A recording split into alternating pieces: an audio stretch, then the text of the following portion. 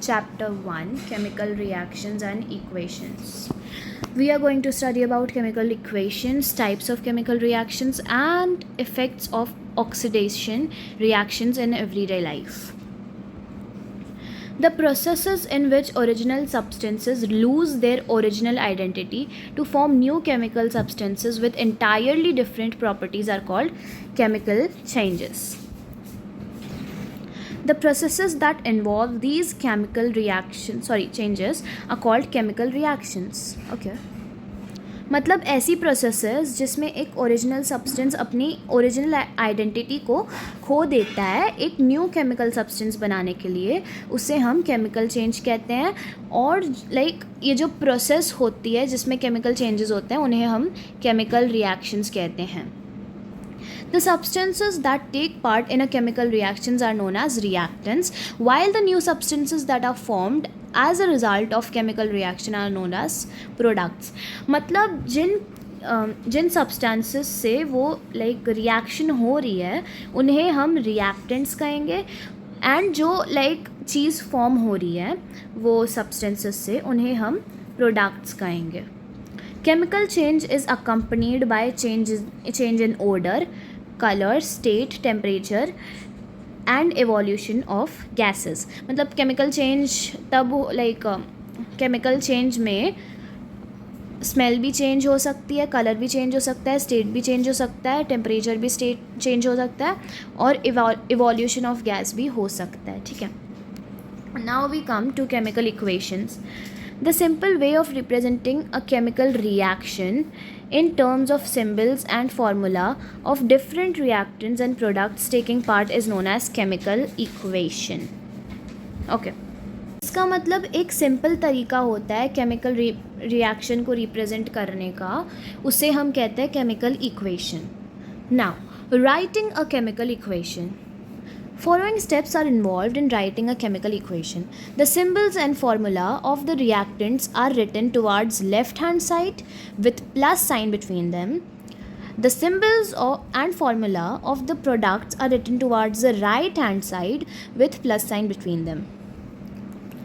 An arrow sign is placed between the reactants and products pointing from reactants towards the product. See, this is the example. ये दोनों substances है जिनसे reaction हो रही है and जो चीज़ फॉर्म हो रही है वो ये दोनों हैं जिनको हम प्रोडक्ट कहेंगे. ठीक है. These are reactants present on left hand side and product is present on right hand side. Okay. Now balanced and unbalanced chemical equations. Consider the following equation. Sodium plus water is sodium hydroxide plus hydrogen. Okay.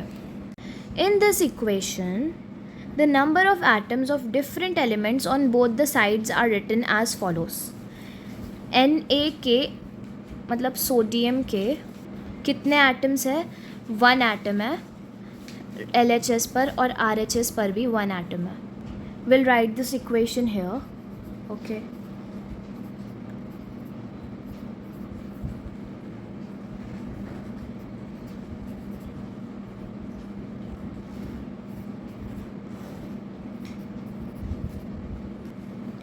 Na का यहाँ पर हमें 1 atom दिख रहा है and यहाँ पर भी 1 एटम दिख रहा है, राइट.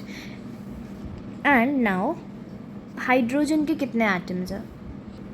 यहाँ पर हाइड्रोजन के 2 एटम्स है एंड यहाँ पर हाइड्रोजन के 1, 2 एंड 3 एटम्स है, राइट. एंड नाउ ऑक्सीजन के यहाँ पर 1 एटम है एंड यहाँ पर भी 1 एटम है, right. Now will read ahead. The number of sodium and oxygen atoms are equal on both the sides, right. ये दोनों इक्वल है, ये दोनों भी इक्वल है. Therefore 1 each. But number of hydrogen atoms is not equal as there are only 2 hydrogen atoms on the left hand side, but there are 3 hydrogen atoms on the right hand side. Such equation in which the number of atoms of different elements is not equal on both the sides of the equation are called unbalanced chemical equations. तो इसमें hydrogen का जो atom है वो left hand side पर 2 है but right hand side पर 3 है. So this equation is unbalanced equation क्योंकि इसमें ये सेम नहीं है, right. Consider another chemical equation. Silver nitrate plus sodium chloride is silver chloride plus sodium nitrate.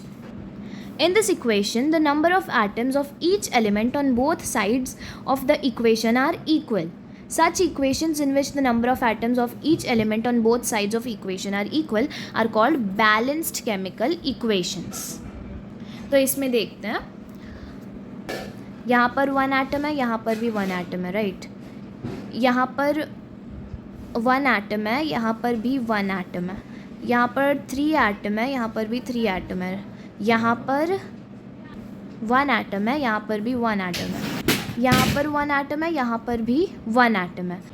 Now we are going to see how to balance a chemical equation. Step 1. Write the word equation. Write the chemical equation in the form of word equation. Keep the reactants on left hand side and the products on the right hand side. Separate them by an arrow, head pointing from the reactants towards the products. Sodium plus water, arrow, sodium hydroxide plus hydrogen. Okay. Step 2. Write the skeletal chemical equation. Write down the symbols and formula of various reactants and products. This gives us skeletal chemical equation. Na plus H2O, arrow, NaOH plus H2. That means sodium plus water is sodium hydroxide plus hydrogen. Step 3 is to enclose the formula of each reactant and product in a box. Do not change anything inside the boxes while balancing the equation. Okay, सबको box में रख दिया. Step 4 is to list the number of atoms of different elements on LHS and RHS in unbalanced equation. Step 5. Select the biggest formula to start balancing. Start balancing with the compound that contains the maximum number of atoms. It may be a reactant or a product. That means we have to start balancing the equation with the compound that contains the maximum number of atoms. जिसके पास सबसे ज़्यादा maximum number of atom हो, वो reactant भी हो सकता है और product भी हो सकता है. Okay. Step 6. Start balancing the different elements. After selecting the compound with the biggest formula, first balance the elements of this compound which has the highest number of atoms. मतलब कंपाउंड सिलेक्ट कर लेने के बाद सबसे पहले हमको ऐसे element को बैलेंस करना है जिसके सबसे ज़्यादा नंबर ऑफ एटम हो, ठीक है. Then balance other elements one by one. To balance the atoms of an element, put a small whole number coefficient before the formula of the compound. See, like this. Okay. If selection of biggest formula does not appear convenient, balance the atoms of that element which occurs at minimum number of places on both sides of the chemical equation. Atoms of the elements which occur at maximum places are balanced at last.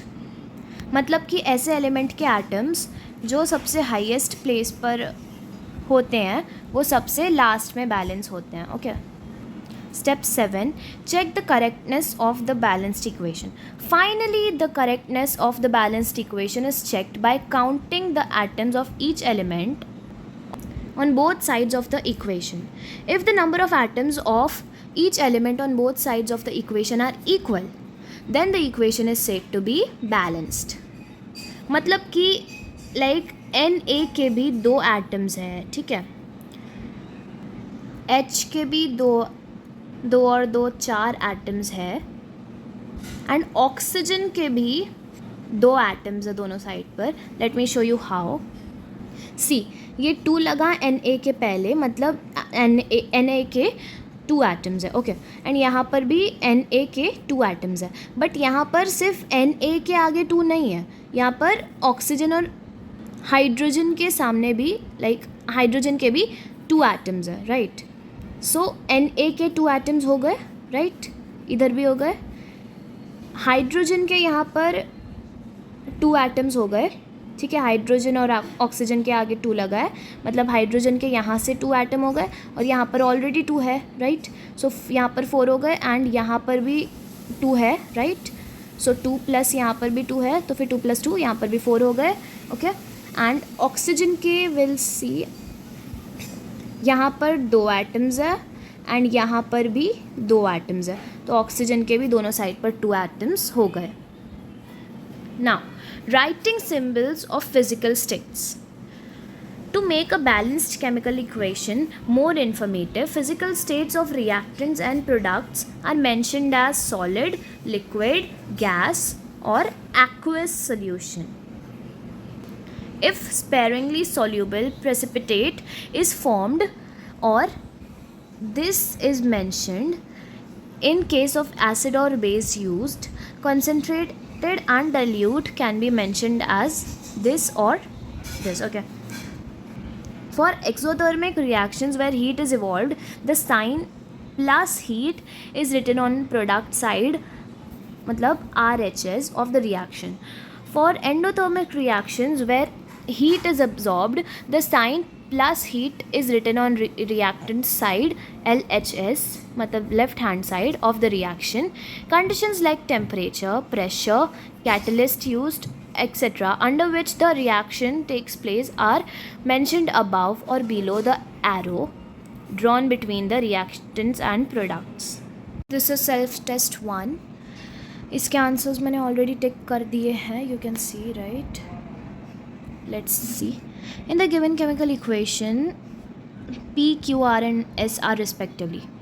तो इसमें अगर P1 होगा, Q3 होगा, R2 होगा and S3 होगा, तभी ये equation balanced बनेगी, okay. So the answer is C. Second में ये वाली इक्वेशन बैलेंस्ड नहीं है, so answer is B. The balanced chemical equation among the following और ओके, इसमें से बैलेंस्ड इक्वेशंस हमको देखनी थी, इसका आंसर C है। 1 एंड 3rd जो रिएक्शन है, 1st एंड 3rd, वो बैलेंस्ड है, 2nd is unbalanced, okay. 4th का देखते हैं। X, Y and Z in the above chemical equation are respectively, X 4 होगा, Y 1 होगा एंड Z 5 होगा, तभी ये इक्वेशन बैलेंस्ड होगी, so the answer is D. Now which of the following substances occur as gas in following reaction?